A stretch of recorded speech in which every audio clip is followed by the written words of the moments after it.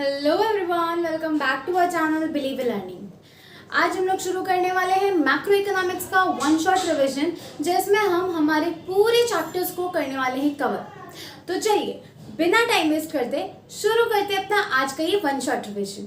तो बने रहिएगा हमारे साथ, क्योंकि हम इस वन शॉट में हर एक चैप्टर से इम्पोर्टेंट थिंग बताएंगे, सभी फॉर्मूलाज बताएंगे, इस चैप्टर से क्या, किस चैप्टर में क्या फॉर्मूले हैं, क्या पॉइंट्स हैं। सो लास्ट तक के बने रहिएगा। चलिए शुरू करते हैं।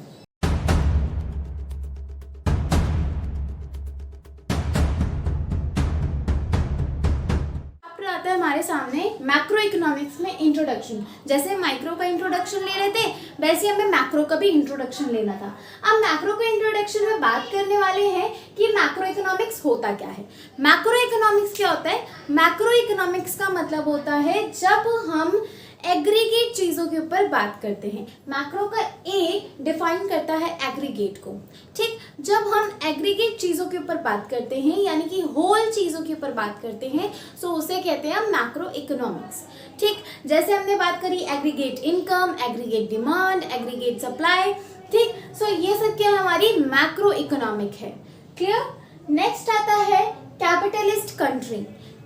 ये सभी हम हर एक चैप्टर से रिलेटेड जितने भी टॉपिक्स हैं, हमने यहाँ पे सिर्फ और सिर्फ टॉपिक्स लिखे हैं और बस हम उन्हीं को एक्सप्लेन करने वाले हैं आपको।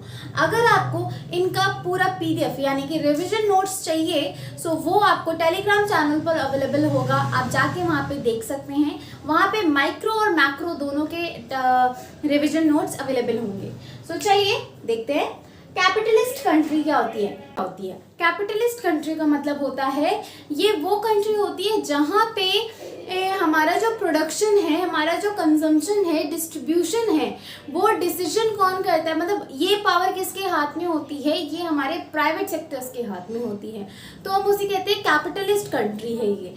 ठीक है, यहाँ पे हमारी गवर्नमेंट इंटरफेयर नहीं करती कि हमारे जो प्राइवेट सेक्टर्स हैं वो क्या प्रोड्यूस कर रहे हैं, मतलब प्रोडक्शन कर रहे हैं, जितना प्रोडक्शन कर रहे हैं, कितना डिस्ट्रीब्यूशन कर रहे हैं, किस बिहाफ पे उन्होंने डिसीजन लिया है कि उन्हें प्रोडक्शन किस चीज़ का करना चाहिए। ठीक है, तो इन सब चीज़ों में हमारी जो गवर्नमेंट है वो ज़्यादा इंटरफेयर नहीं करती है।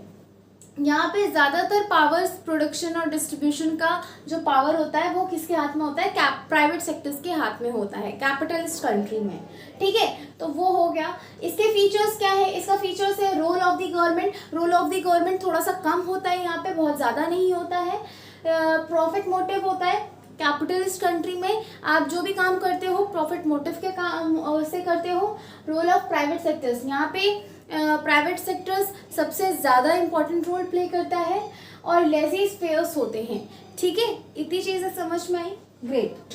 अब बात करते हैं वेज रेट क्या होता है। वेज रेट होता है जिस रेट पे हम अपने लेबर्स की क्या करते हैं, सर्विस परचेज या सेल करते हैं। एक लेबर, अब मान लीजिए मैं एक लेबर हूँ, मैं कहीं पे जाके काम कर रही हूँ, ठीक है, तो मुझे उसका पैसा मिलेगा ना। तो मैंने क्या कि मैंने अपनी मेहनत, अपनी सर्विस दी है। ठीक है, जब मैं अपनी सर्विस को बेचती हूँ या किसी लेबर की सर्विस खरीदती हूँ तो उसको एक रेट देती हूँ। ठीक है, तो वो क्या होता है? वेज रेट होता है। मैंने बोला कि हम यहाँ पे 1 घंटा काम करेंगे, 100 रुपये लेंगे, ठीक, या 500 रुपये लेंगे, वो क्या हो गया? वेज रेट हो गया। वेज लेबर क्या होता है? वेज लेबर होता है जो हम हमारे लेबर्स के ज़रिए, हमारे जो लेबर है उनके ज़रिए जो भी हम काम करवाते हैं, ठीक, या परचेज करवाते हैं, तो वो होता है वेज लेबर। ठीक है, एंटरप्रेन्योर्स कौन होता है? एंटरप्रेन्योर्स वो होते हैं जो हमारे गुड्स का प्रोडक्शन, उसका डिस्ट्रीब्यूशन, कंजम्पशन, इसके ऊपर क्या करते हैं, पूरा ध्यान देते हैं, वो हमारे एंटरप्रेन्योर्स होते हैं। ठीक है, रेवेन्यू क्या होता है? रेवेन्यू का मतलब होता है इनकम। आपने जितना प्रोडक्शन किया है उसको आप मार्केट में जितना सेल आउट करते हो, उससे जितना पैसा आपके पास आया है वो क्या है? आपकी इनकम होती है। इन्वेस्टमेंट एक्सपेंडिचर क्या होते हैं? इन्वेस्टमेंट एक्सपेंडिचर का मतलब होता है कि आप कितना इन्वेस्ट कर रहे हैं। ठीक है, तो कितना आपने इन्वेस्ट किया है। कोई आपके में करे वो अलग चीज़ होती है, बट आप कहीं पे इन्वेस्ट कर रहे हो वो खर्चे। अब इन्वेस्टमेंट एक्सपेंडिचर के कुछ फैक्टर्स होते हैं इसके 4 फैक्टर्स होते हैं, मतलब जो सेक्टर्स होते हैं इसके 4 सेक्टर्स होते हैं, 4 फैक्टर्स होते हैं। एक होता है हाउस होल्ड, एक होता है फर्म, गवर्नमेंट और एक्सटर्नल सेक्टर्स। हाउस होल्ड्स का मतलब होता है, हाउस होल्ड क्या होती है? हाउस होल्ड होती है जहाँ पे आप प्रोडक्शन और कंजम्पशन करते हैं, यानी कि जहाँ पे ये जो हाउस होल्ड होती है ये क्या करती है, ये क्या देती है? ये लैंड, लेबर और एंटरप्रेन्योर देती है। लैंड, लेबर, कैपिटल और एंटरप्रेन्योर, 4 चीज़ें ये देती है हमारी house hold. Land, labour, entrepreneur और लेबर, सॉरी कैपिटल, ये 4 चीज़ें देती हैं। वो कौन देता है? हाउस होल्ड देता है। फर्म क्या करती है? इनसे ली हुई जो फैक्टर्स है, ये जो 4 चीज़ें उन्होंने दी उसका इस्तेमाल करके प्रोडक्शन करना या आगे काम करना। ठीक। गवर्नमेंट क्या होती है? गवर्नमेंट होती है वो जहाँ जो क्या होती है? लीगल होती है, यानी कि वो कुछ रूल्स, रेगुलेशंस, एक्ट्स तैयार करती है इस बिहाफ पे। एक्सटर्नल सेक्टर्स कहा जाएगा उनको जिसमें आप बात करते हो लाइक इम्पोर्टर्स एंड एक्सपोर्टर्स। ठीक है, जब आप अपने गुड्स को इंपोर्ट करते हो या एक्सपोर्ट करते हो, सो वो क्या हो गए? आपके एक्सटर्नल सेक्टर्स हो गए। इतनी चीज़ समझ में आई। चैप्टर 1 का इंट्रोडक्शन क्लियर। नेक्स्ट बात करते हैं, हमारा चैप्टर जो है chapter number 2, national income accounting. अब इसमें नेशनल इनकम अकाउंटिंग में क्या दे रखा है? इसमें भी मेनली हम सिर्फ और सिर्फ टॉपिक्स बता रहे, एक्सप्लेन कर रहे हैं उसको।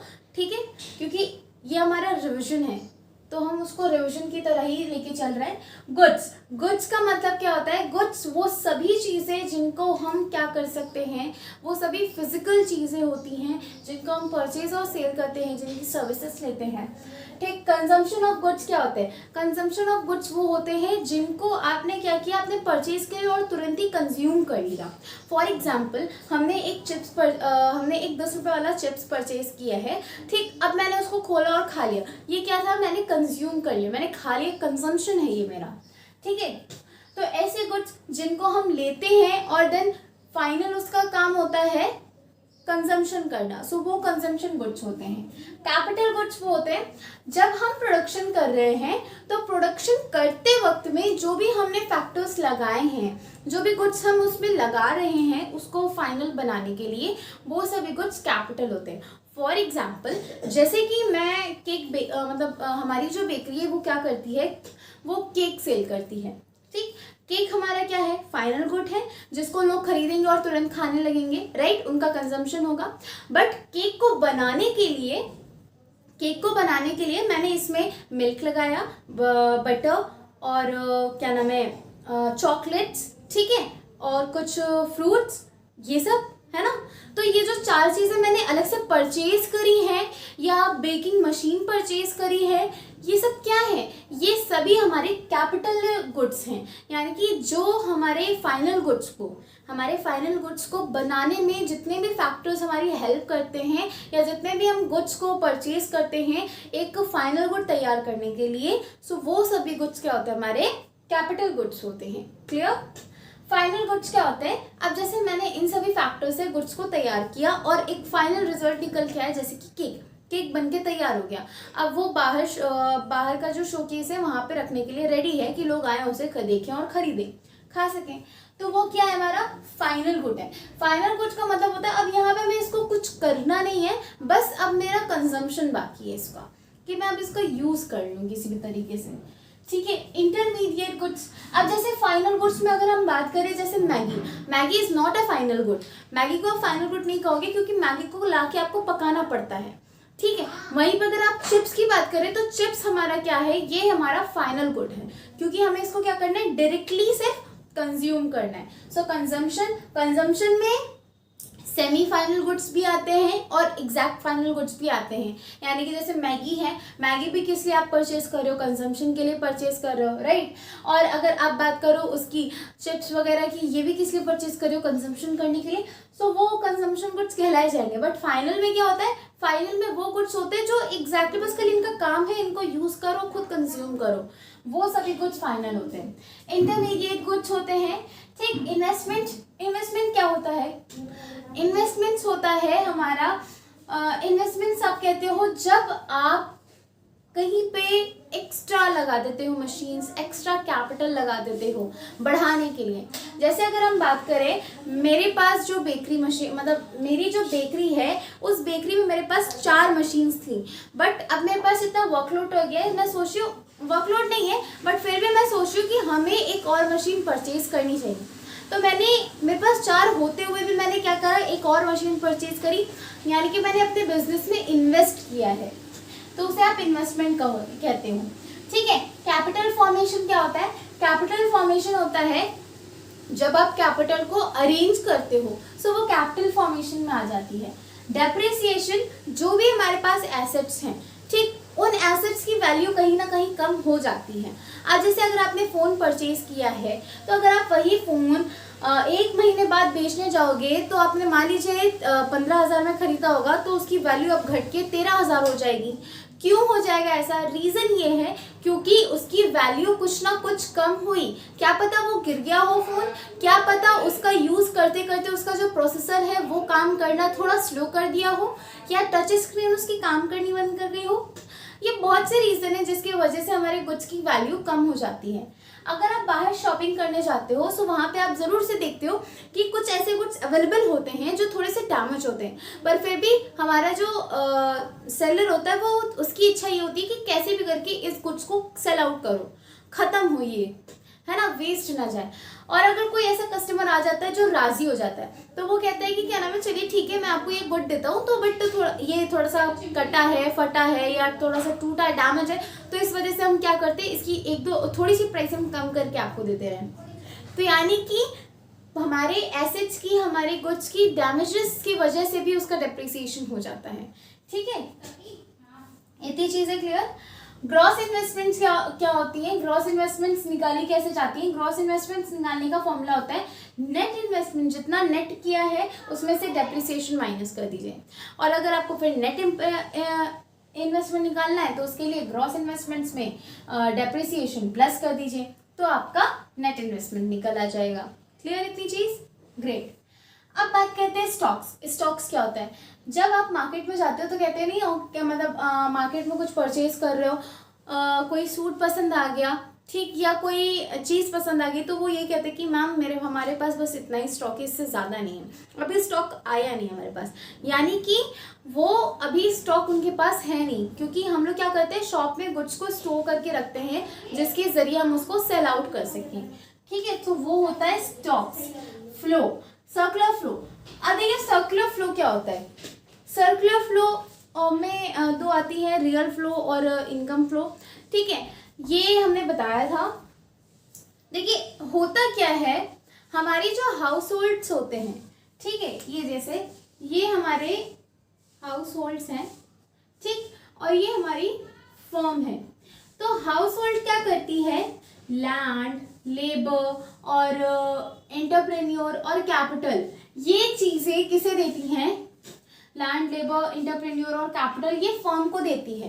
ठीक है, as a service households ये प्रोवाइड कराती हैं, एज अ सर्विस फर्म्स को दे रही है।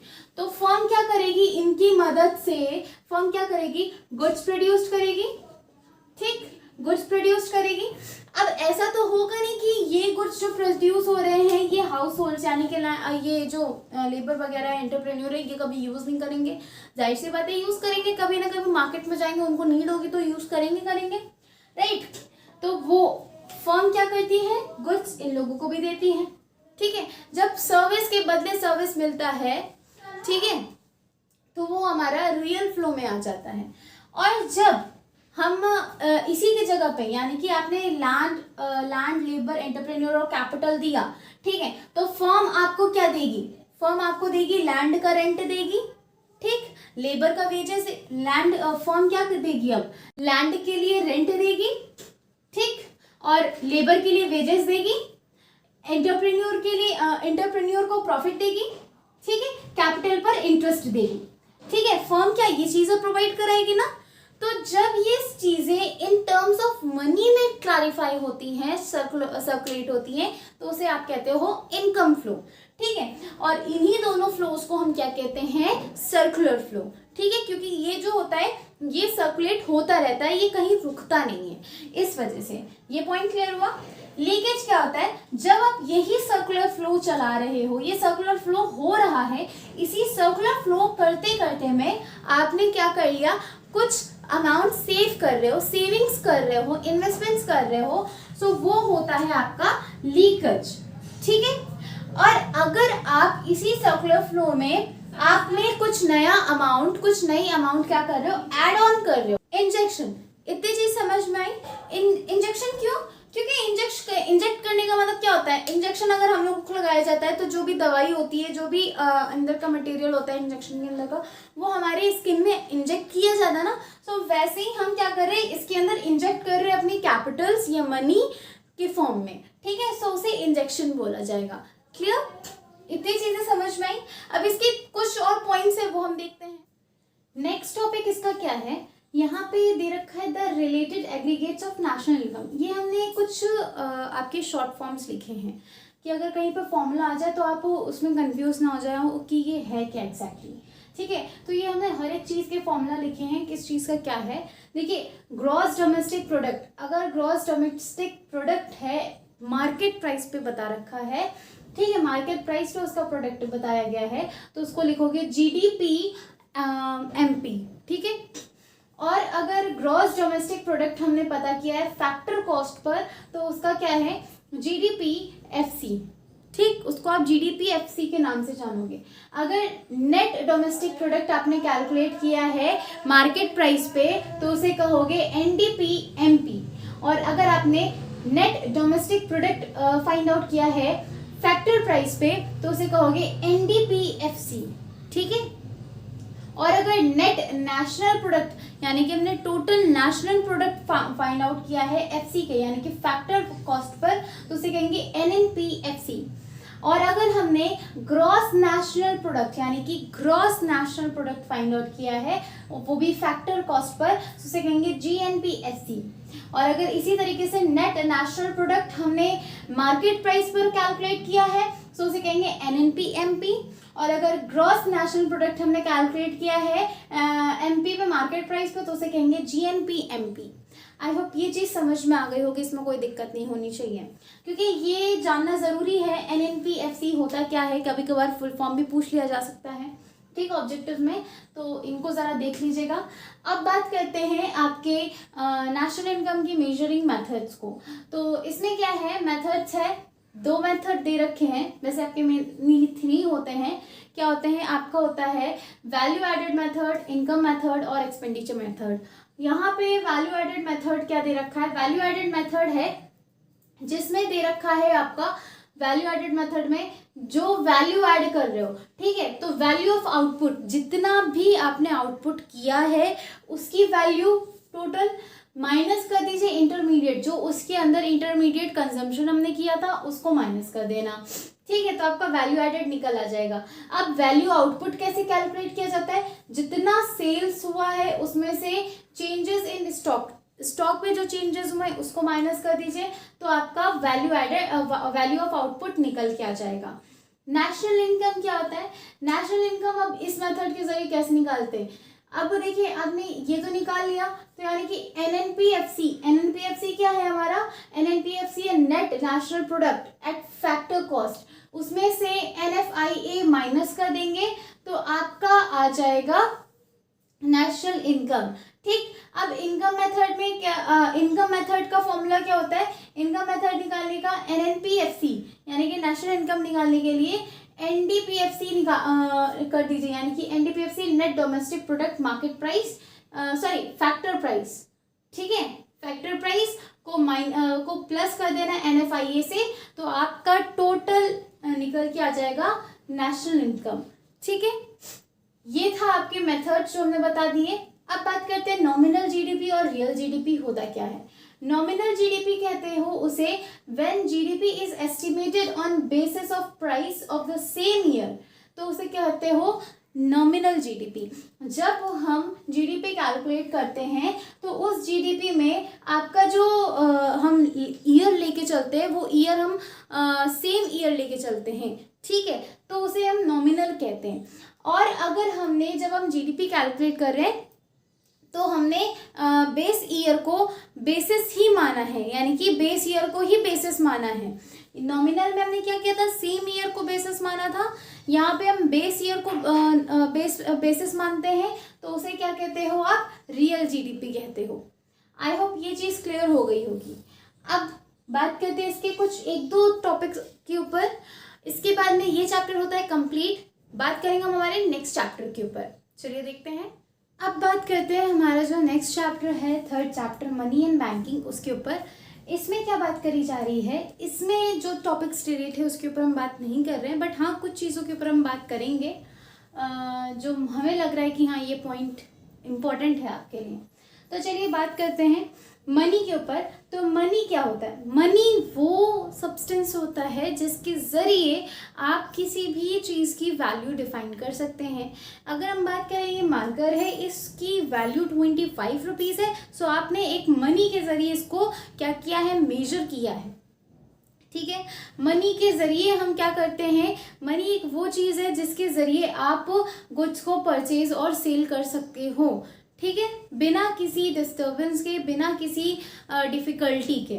ठीक है, इसके फंक्शंस होते हैं प्राइमरी, सेकेंडरी और कंटिंजेंट फंक्शंस होते हैं। प्राइमरी फंक्शन तो इसका ये होता है कि क्या नाम है, इसका काम है कि ये मेजर करे हमारे गुड्स की वैल्यू। ठीक है, इसका प्राइमरी फंक्शंस ये होता है। सेकेंडरी फंक्शंस में ये होता है कि ये लोन्स प्रोवाइड कर दे। ठीक है, क्रेडिट फैकल्टी प्रोवाइड करने में। ठीक है, कंटिंजेंट में होता है कि ये आपको क्रेडिट या बैंक लोन ऐसी फैकल्टीज प्रोवाइड कराता है।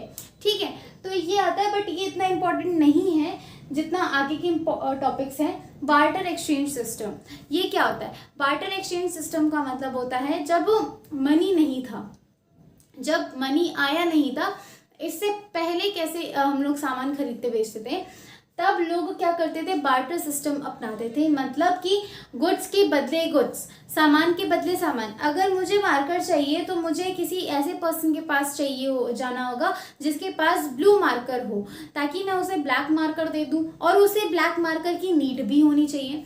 तो इसमें बहुत डिफ़िकल्टी होती है। अगर मान लीजिए मुझे एक बोरी चावल चाहिए, तो मुझे उस इंसान को ढूंढना पड़ेगा जिससे मैं एक बोरी चावल ले सकूं और वो मुझे दे, और मेरे पास जो सामान है वो लेने को वो तैयार हो जाए, है ना। तो ऐसे हमें पर्सन्स को ढूंढना पड़ता था, तो वो बहुत ज़्यादा डिफ़िकल्टी है इसमें। तो इसकी डिफ़िकल्टीज़ क्या दे रखी हैं, इसकी डिफ़िकल्टी है पहली कि लैक ऑफ कॉमन मेजर, बहुत कमी होती है इसमें। बहुत ज़रूरी नहीं कि हर बार जितना हमने मेजर किया है वो सही हो। लैक ऑफ डबल कोइंसिडेंस, बहुत कम ऐसा होता है कि डबल कोइंसिडेंस हो, जो हमें चाहिए वो सामने वाले को चाहिए, जो सामने वाले को चाहिए वो हमारे पास है। बहुत ही कम ऐसा होता है situation. Lack of store of value, बहुत कम होता है कि आप वैल्यूज़ को स्टोर कर रख पाओ। लैक ऑफ डिविजिबिलिटी, आप अपनी गुड्स को डिवाइड करने में भी बहुत ज़्यादा दिक्कत आती है। अब मान लीजिए मुझे बकरी देनी है, ठीक, अब एक बोरी मान लीजिए हमारे पास बकरी है, ठीक, तो अब हम उसे देना चाह रहे हैं सामने वाले को, वो कह रहे कि मुझे चाहिए, जितनी अमाउंट मैं उससे ले रही हूँ या जो सामान ले रही हूँ वो बहुत कम सामान है, और मैं उसके बदले बहुत ज़्यादा वाली अमाउंट दे रही हूँ। ठीक है, ज़्यादा अमाउंट वाली चीज़ दे रही हूँ। ठीक, तो वो क्या हो जाएगा, इसमें आप डिविजिबिलिटी तो नहीं कर सकते, ये तो नहीं कर सकते ना कि इसको हाफ कर दे, आप ले लो, हाफ ले ले हम, कोई काम का नहीं है। तो ऐसी चीज़ों की डिविजिबिलिटी हम कर नहीं पाते हैं।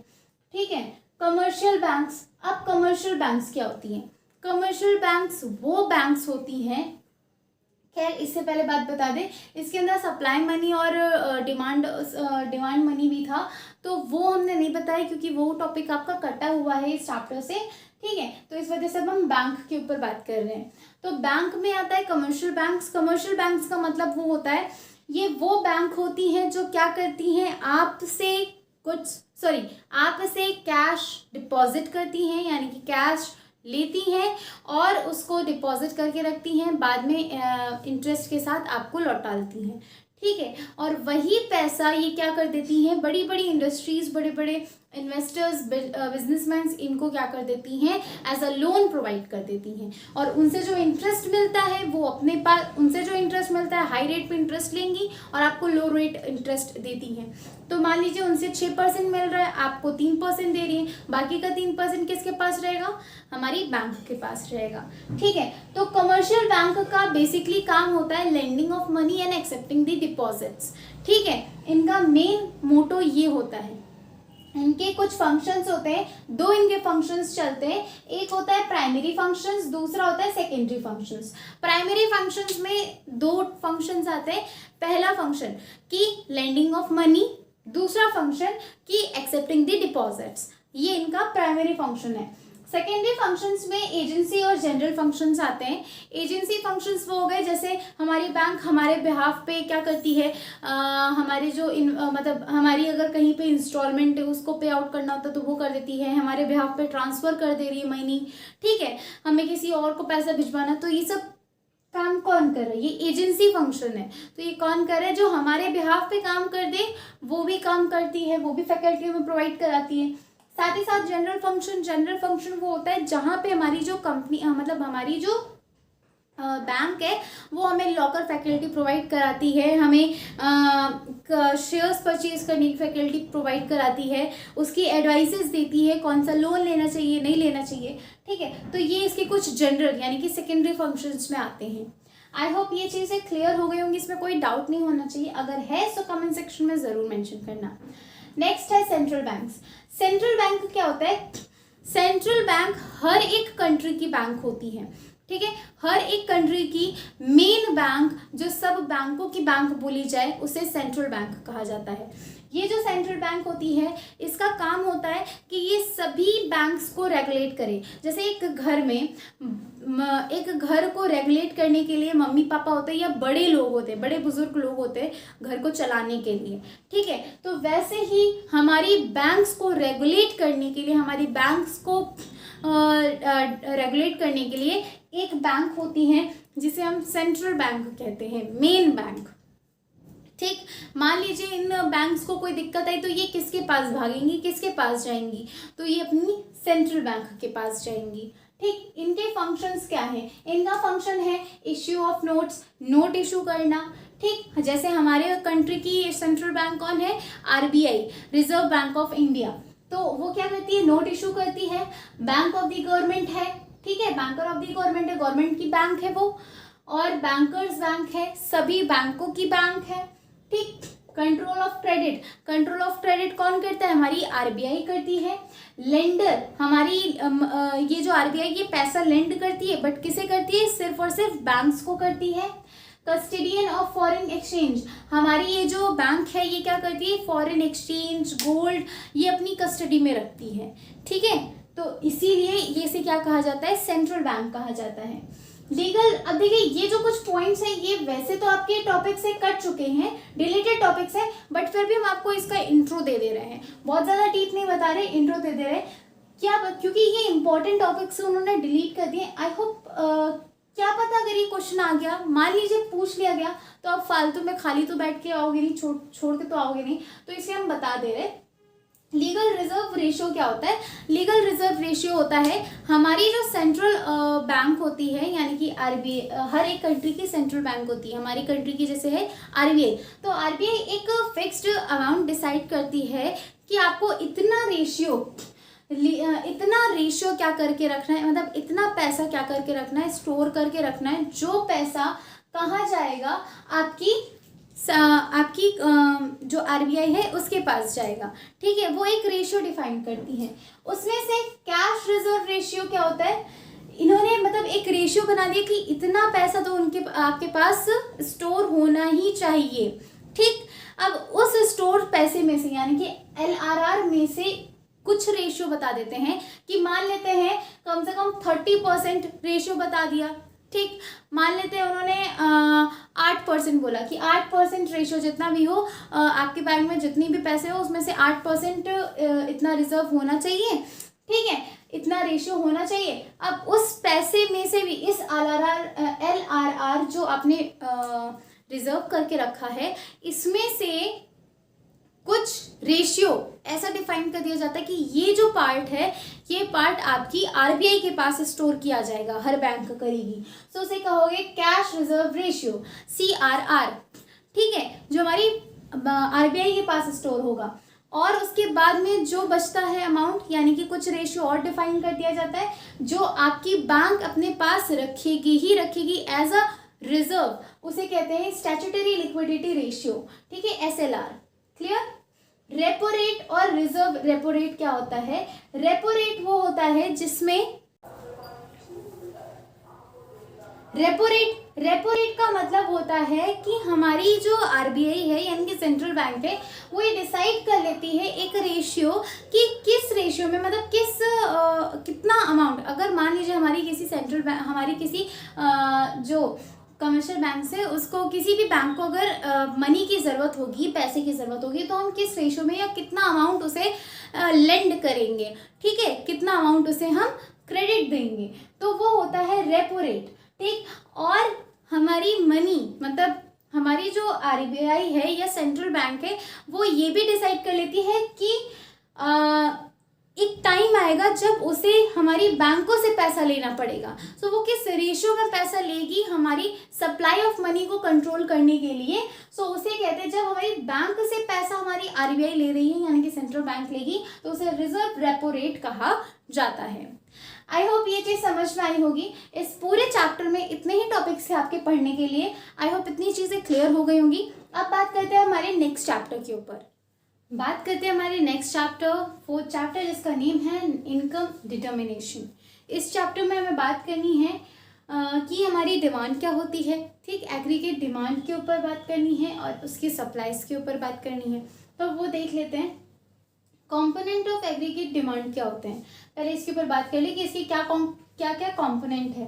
तो हाउस होल्ड कंजम्पशन एक्सपेंडिचर, जिसे हम C से डिनोट करते हैं, इन्वेस्टमेंट एक्सपेंडिचर, जिसे हम I से डिनोट करते हैं, गवर्नमेंट कंजम्पशन एक्सपेंडिचर, जिसे हम G से डिनोट करते हैं, और नेट एक्सपोर्ट, जिसे हम X - M से डिनोट करते हैं। यानी कि नेट एक्सपोर्ट निकालने के लिए टोटल कितना हमने इंपोर्ट किया है और कितना एक्सपोर्ट किया है, उनका डिफरेंस तो निकल के आता है हमारा नेट एक्सपोर्ट्स, ठीक। अब एग्रीगेट डिमांड कैसे निकालना होता है, वो निकालने के लिए हमें करना क्या पड़ेगा, कंजम्पशन, ये C + I + G + X - M को जब आप इन सभी चीज़ों का समअप कर दोगे तो आपका एग्रीगेट डिमांड निकल के चला आएगा, ठीक है।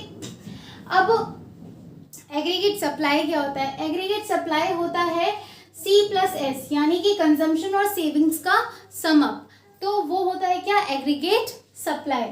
अब कंजम्पशन फंक्शन क्या होता है? कंजम्पशन फंक्शन होता है, कंजम्पशन फंक्शन रिलेट करता है इनकम से, ठीक है। इसका रिलेशन, कंजम्पशन फंक्शन रिलेशन बताता है कंजम्पशन और आपके इनकम के बीच में। तो कंजम्पशन C = F ब्रैकेट में Y, ये है कंजम्पशन फंक्शन का फॉर्मूला। क्लियर इतनी चीज? ग्रेट। अब बात करते हैं कंजम्पशन फंक्शन के टाइप के ऊपर। तो इसके दो टाइप्स होते हैं, एक होता है एपीसी, एक होता है MPC. APC means average propensity to consume, और एमपीसी का मतलब मार्जिनल प्रोपेंसिटी टू कंज्यूम। अब एवरेज प्रोपेंसिटी टू कंज्यूम कैसे कैलकुलेट किया जाएगा, इसको देख लीजिए। तो इसका फॉर्मूला होता है कंजम्पशन डिवाइड बाय इनकम, ठीक। जितनी कंजम्पशन हुई है उसमें उसको डिवाइड कर दीजिए अपनी इनकम से, तो आपका एपीसी निकल के आ जाएगा। अब एपीसी से रिलेटेड कुछ पॉइंट्स हैं जो इम्पोर्टेंट है, उसको देख लीजिए। क्या है कि अगर एपीसी 1 से ज़्यादा आता है तो इसका मतलब है कि कंजम्पशन ज़्यादा हुआ है नेशनल इनकम के बिहाफ पे, ठीक। और अगर एपीसी 1 के बराबर आ रहा है, एक एपीसी हमारा 1 है, इसका मतलब कंजम्पशन और नेशनल इनकम दोनों ही इक्वल है। और अगर एपीसी हमारा 1 से कम आ रहा है, बिलो 1 आ रहा है, तो इसका मतलब कंजम्पशन हमारा कम है नेशनल इनकम के अकॉर्डिंग, ठीक। और एपीसी कभी भी अगर एपीसी फॉल करता है तो वो कब फॉल होगा, इंक्रीज इन इनकम होगा, ठीक। और APC can be never zero, और एपीसी कभी भी जीरो नहीं हो सकता है, ठीक है। एमपीसी क्या होता है? MPC marginal propensity to consume calculate करने के लिए चेंज इन कंजम्पशन और चेंज इन आपकी इनकम से डिवाइड करना पड़ता है, ठीक है।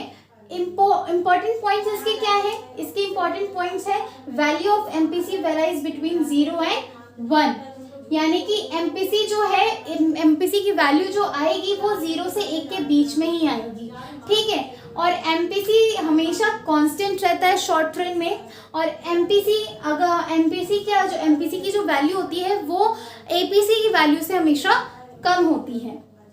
अब इसके और पॉइंट्स पर देखें, जैसे हम लोग ने बाकी पॉइंट्स पर बात करी, नेक्स्ट पॉइंट है इसका सेविंग फंक्शन। सेविंग फंक्शन का जो फॉर्मूला होता है वो होता है S = F ब्रैकेट में Y, यानी कि ये जो रिलेशन ये रिलेशन बता रहा है सेविंग और इनकम के बीच का रिलेशन बता रहा है, ठीक है। सेविंग फंक्शन के दो टाइप्स होते हैं, एक होता है एपीएस और एक होता है एमपीएस। एपीएस का मतलब होता है एवरेज प्रोपेंसिटी टू सेव और एमपीएस का मतलब होता है मार्जिनल प्रोपेंसिटी टू सेव, ठीक है। एवरेज प्रोपेंसिटी टू सेव का मतलब है यानी कि सेविंग डिवाइड बाय इनकम, ठीक है। एवरेज प्रोपेंसिटी टू सेविंग्स निकालने के लिए आपको क्या करना पड़ता है, सेविंग्स जितनी है उसको डिवाइड कर दीजिए अपनी इनकम से, तो आपकी एवरेज प्रोपेंसिटी निकल आ जाएगी। मार्जिनल प्रोपेंसिटी निकालने के लिए आपको करना होता है चेंजेस जितनी आ रही है आपकी सेविंग में से उसको डिवाइड कर दीजिए चेंजेस इन इनकम, तो आपका मार्जिनल प्रोपेंसिटी निकल के आ जाएगा। अब इन दोनों के बीच का रिलेशन क्या है, एवरेज प्रोपेंसिटी टू कंज्यूम और एवरेज प्रोपेंसिटी टू सेव में इन दोनों का रिलेशन क्या होता है। इन दोनों का रिलेशन ये है कि अगर एपीसी और एपीएस को अगर हम सम अप करते हैं तो उसका सम 1 निकल के आएगा। और वहीं पे नेक्स्ट बात करते हैं, इसका जो नेक्स्ट टॉपिक है इन्वेस्टमेंट एक्सपेंडिचर के ऊपर। तो इन्वेस्टमेंट एक्सपेंडिचर अगर क्लासीफाई किया गया है यहाँ पे दो टर्म्स में, एक होता है इंड्यूस्ड इन्वेस्टमेंट और एक होता है ऑटोनॉमस इन्वेस्टमेंट्स, ठीक है।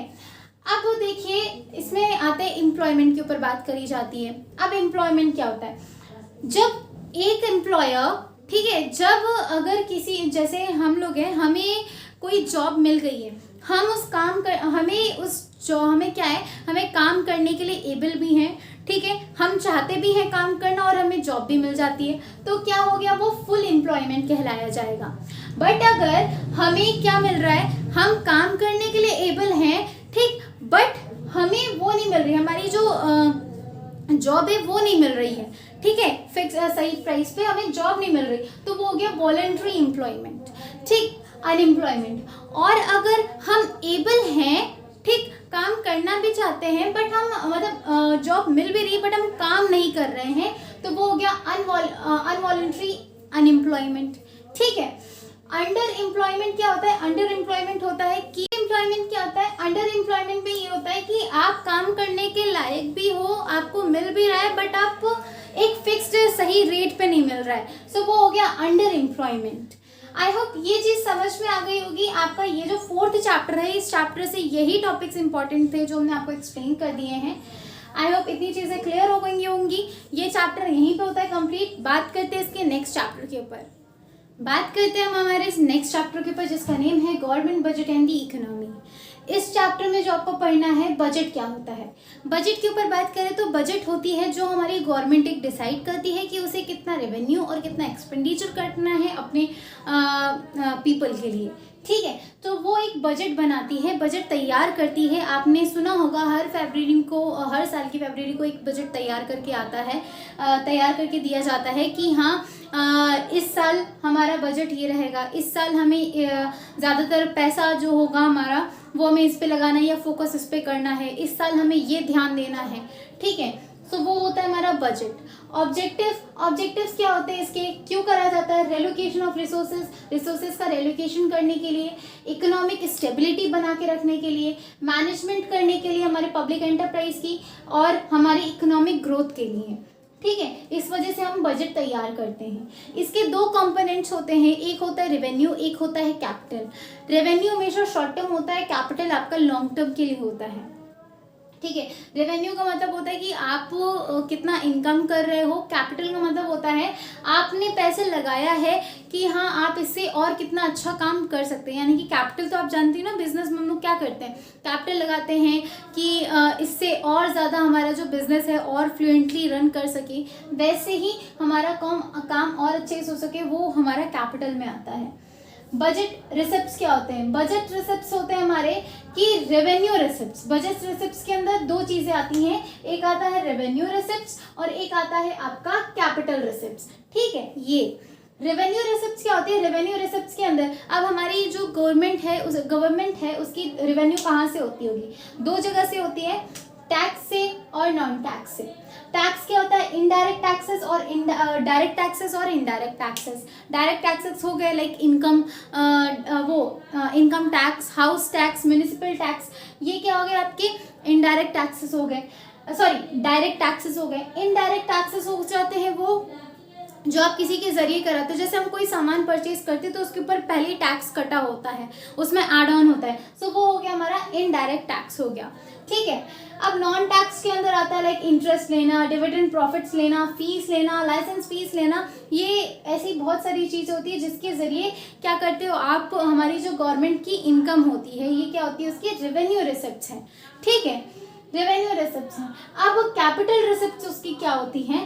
कैपिटल रिसिप्ट्स, अब रिसिप्ट्स का मतलब हम जानते हैं ना, रिसिप्ट्स का मतलब होता है जहां से आपकी इनकम हो रही है, तो रेवेन्यू इनकम क्या हो गई? ठीक, रेवेन्यू इनकम जो शॉर्ट टर्म के लिए होती है, ये सभी शॉर्ट टर्म वाली, ये लॉन्ग टर्म वाली होती है। लॉन्ग टर्म की कैसे हो गई? लॉन्ग टर्म में बोरोइंग्स, आपने बोरोइंग करी है, ठीक, या रिकवरी करी है, लोन की रिकवरी करी है, या कोई अदर रिसिप्ट्स हैं, सो ये सब किस में आ जाती है? आपकी कैपिटल रिसिप्ट्स में आ जाती हैं। क्लियर? अब बजट एक्सपेंडिचर क्या होता है? बजट एक्सपेंडिचर होता है यानी कि आपका जो बजट है, जैसे बजट रिसिप्ट्स होता है वैसे ही बजट एक्सपेंडिचर, इसके अंदर भी दो चीजें आती हैं, रेवेन्यू एक्सपेंडिचर और आपका कैपिटल एक्सपेंडिचर। रेवेन्यू एक्सपेंडिचर का मतलब होता है कि आपके पास जो भी रेवेन्यू है यानी कि जो शॉर्ट टर्म के लिए आपने खर्च किया, कैपिटल एक्सपेंडिचर आपने लॉन्ग टर्म के लिए खर्च किया। इसमें ना तो आप एसेट्स क्रिएट करते हो रेवेन्यू एक्सपेंडिचर में और ना ही लायबिलिटीज रिड्यूस करते हैं। लाइक इसमें क्या होता है? इंटरेस्ट हो गया, इंटरेस्ट पेमेंट हो गया, सब्सिडीज देना हो गया, है ना, आप इंटरेस्ट पे कर रहे हो किसी को, सब्सिडीज दे रहे हो, ठीक, या किसी को बॉन्ड बना के दे रहे हो, सो ये क्या हो गई? आपके रेवेन्यू एक्सपेंडिचर्स में आ गई। ये रेवेन्यू वाले खर्चे हो गए, छोटे मोटे खर्चे। बड़े खर्चे क्या होते हैं? कैपिटल एक्सपेंडिचर, ये इसमें आप क्या करते हैं? एसेट क्रिएट करते हैं, इसमें आप अपनी लायबिलिटीज को कम करते हैं, तो उसमें खर्चा होना वो हो गया आपका कैपिटल एक्सपेंडिचर। आई होप ये चीज़ समझ में आ गई होगी। देखिए इस चैप्टर में जो इम्पोर्टेंट आपको पढ़ना था, जो मेन था, वो हमने आपको बता दिया। अब इसमें आता है बजट डेफिसिट और रेवेन्यू डेफिसिट क्या होता है। बजट डेफिसिट उसे कहते हैं जब हमारी गवर्नमेंट का टोटल एक्सपेंडिचर ज़्यादा होता है टोटल रिसिप्ट से, तो हम कहते हैं ये हमारा बजट डेफिसिट है, ठीक। और अगर रेवेन्यू डेफिसिट क्या होगा? जब हमारा टोटल रेवेन्यू एक्सपेंडिचर ज्यादा हो टोटल रेवेन्यू रिसिप्ट से, तो हम उसे कहते हैं कि ये हमारा रेवेन्यू डेफिसिट है। आई होप ये चीज क्लियर हो गई होगी कि इस चैप्टर में आपको मेनली पढ़ना क्या था। जो पढ़ना था वो हमने आपको रिवाइज करा दिया है, बता दिए हैं टॉपिक्स, यही आपके मेन इंपॉर्टेंट टॉपिक्स थे इस चैप्टर में, बस इतना ही था। अब बात करते हैं हमारा लास्ट चैप्टर, जिसके ऊपर हमें बात कर ली, लास्ट एक चैप्टर के ऊपर, जिसका नेम है वन इकोनॉमी मैक्रो इकोनॉमिक्स। इसका मतलब है इस चैप्टर में आप इनके अकाउंट बैलेंस के ऊपर बात करेंगे और फॉरेन एक्सचेंज के ऊपर बात करेंगे इस चैप्टर में। तो सबसे पहले अकाउंट्स के ऊपर बात कर लेते हैं कि इनमें जो अकाउंट्स आते हैं वो क्या क्या अकाउंट्स होते हैं।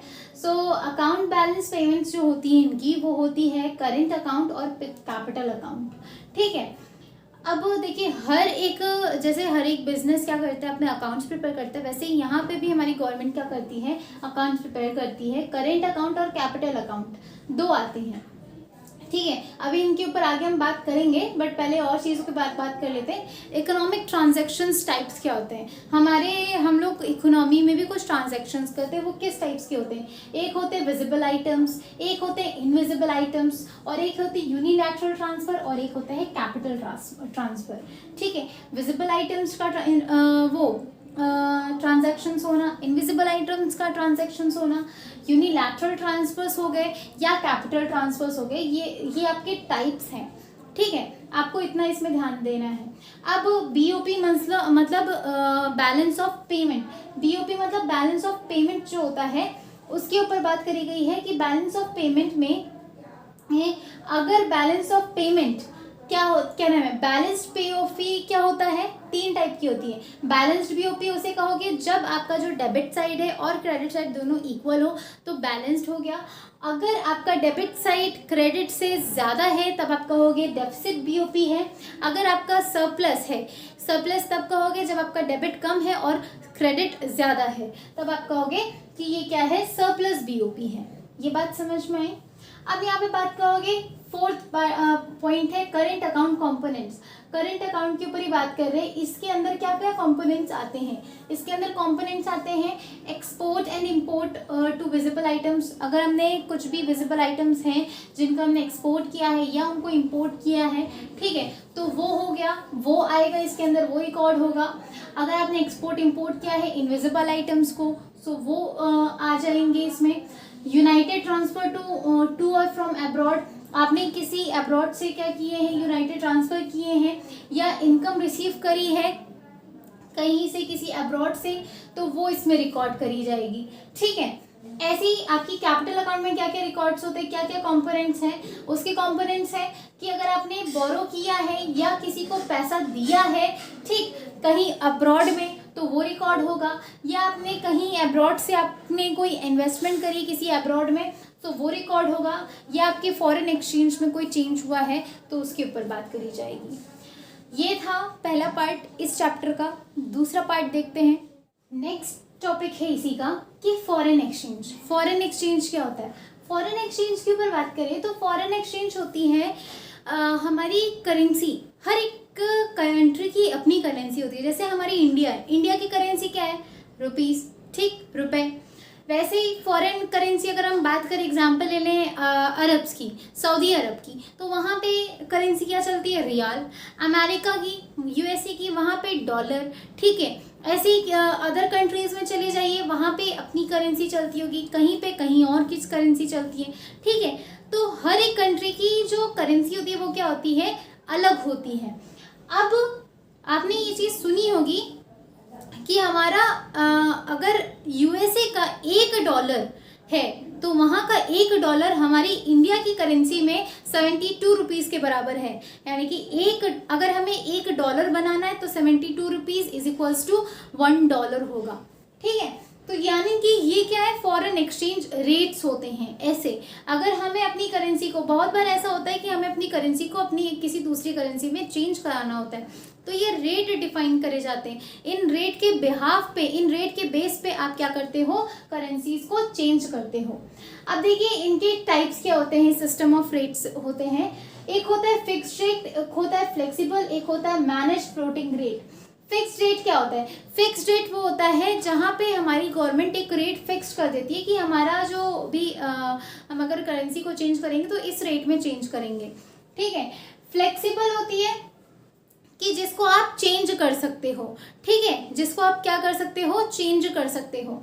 बट यहाँ पे मैनेज फ्लोटिंग रेट क्या होता है? मैनेज फ्लोटिंग रेट डिसाइड करा जाता है मार्केट के बिहाफ पे कि मार्केट में किस रेट की या किस करेंसी की सबसे ज़्यादा डिमांड है, किस करेंसी की सबसे ज़्यादा सप्लाई है। अगर हमें पता चल रहा है कि लोग इस वक्त सबसे ज़्यादा ट्रेड यूएसए से कर रहे हैं, यानी कि डॉलर की सबसे ज़्यादा लोगों की रिक्वायरमेंट होगी, डॉलर की नोट्स ज़्यादा लोग चाहते हैं, डॉलर्स में कन्वर्ट ज़्यादा कराना चाहते हैं, तो इसका मतलब ये है कि ज़्यादातर रिक्वायरमेंट्स किसकी हैं? डिमांड किसकी, डिमांड और सप्लाई किसकी चल रही है? डॉलर की चल रही है। तो डॉलर के रेट अब उस बिहाफ पे उनकी डिमांड और सप्लाई के अकॉर्डिंग डिसाइड किया जाएगा, रेट फिक्स किया जाएगा।